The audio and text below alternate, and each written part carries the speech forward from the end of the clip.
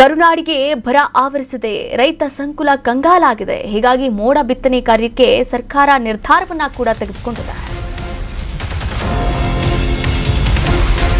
ಕರುನಾಡಿಗೆ ಆವರಿಸಿದ ಬರ, ರೈತ ಸಂಕುಲ ಕಂಗಾಲು.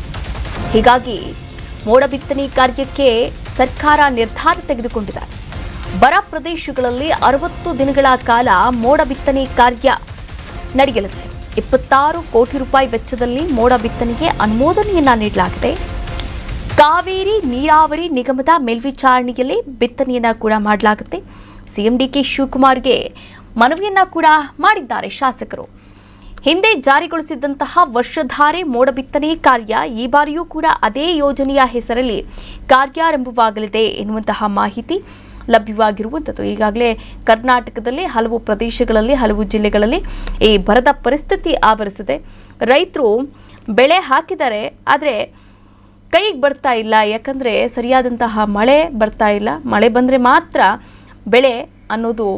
ಹೀಗಾಗಿ ಅಲ್ಲಿನ ಶಾಸಕರೆಲ್ಲ ಏನು ಮಾಡಿದ್ದಾರೆ ಅಂತಂದರೆ 60 ದಿನಗಳ ಕಾಲ ಮೋಡ ಬಿತ್ತನೆ ಕಾರ್ಯ ಮಾಡಿ ಅಂತ 28 ಕೋಟಿ ರೂಪಾಯಿ ವೆಚ್ಚದಲ್ಲಿ ಮೋಡ ಬಿತ್ತನೆಗೆ ಅನುಮೋದನೆಯನ್ನ ನೀಡಿ ಅಂತ ಈಗಾಗಲೇ ಶಾಸಕರು ಸಿಎಂ ಡಿಕೆ ಶಿವಕುಮಾರ್ ಅವರಿಗೆ ಮನವಿಯನ್ನು ಕೂಡ ಮಾಡಿಕೊಂಡಿದ್ದಾರೆ.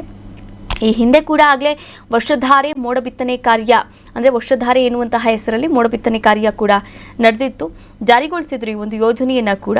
ಅದೇ ಯೋಜನೆ ಈಗ ಅದೇ ಹೆಸರಲ್ಲಿ ಕಾರ್ಯಾರಂಭ ಶುರು ಆಗುತ್ತೆ ಎನ್ನಲಾಗ್ತಾ ಇದೆ.